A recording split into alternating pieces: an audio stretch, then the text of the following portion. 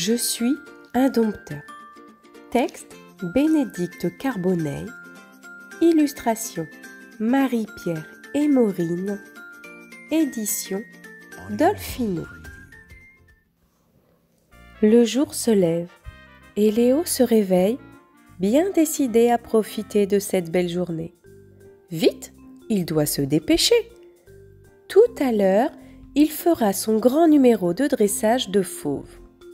Aujourd'hui, Léo est un dompteur.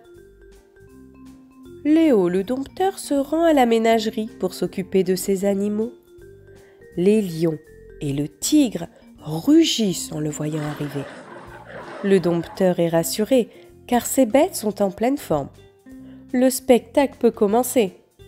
Enfin, presque. Les bêtes sont affamées. Léo doit leur donner à manger. Il va dans la cuisine et leur prépare un bon petit déjeuner. Il en profite aussi pour boire un bol de chocolat. Le spectacle peut commencer. Enfin, presque.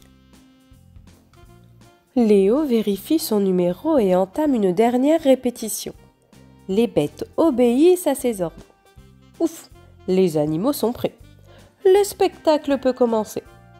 Enfin, presque. Léo n'est pas habillé.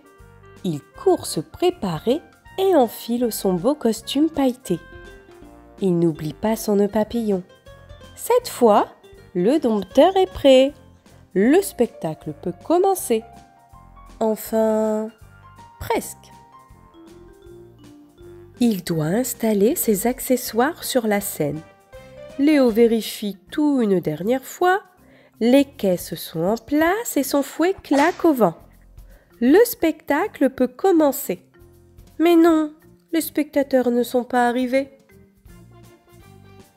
Le public est installé et Léo sent le trac le gagner. Ça y est, le spectacle peut commencer. Il prend une voix grave avant d'entrer sur scène. Je vous demande d'applaudir le cirque du dompteur Léo. Le dompteur commence son numéro. Les lions lui obéissent au doigt et à l'œil. Léo arrive même à les faire sauter dans des cerceaux. Quel artiste! Mais le tigre, lui, refuse de traverser la piste sur les pattes arrière. Le dompteur n'est pas content et fait claquer son fouet. Finalement, l'animal exécute son numéro. Bravo! Et enfin, voici le clou du spectacle. Léo met sa tête dans la gueule d'un grand fauve. Les spectateurs retiennent leur souffle. Heureusement, le dompteur ressort sans une égratignure. Léo est vraiment le plus grand de tous les dompteurs de la Terre. Son numéro est sensationnel. Le public ne cesse de l'applaudir. Quel succès!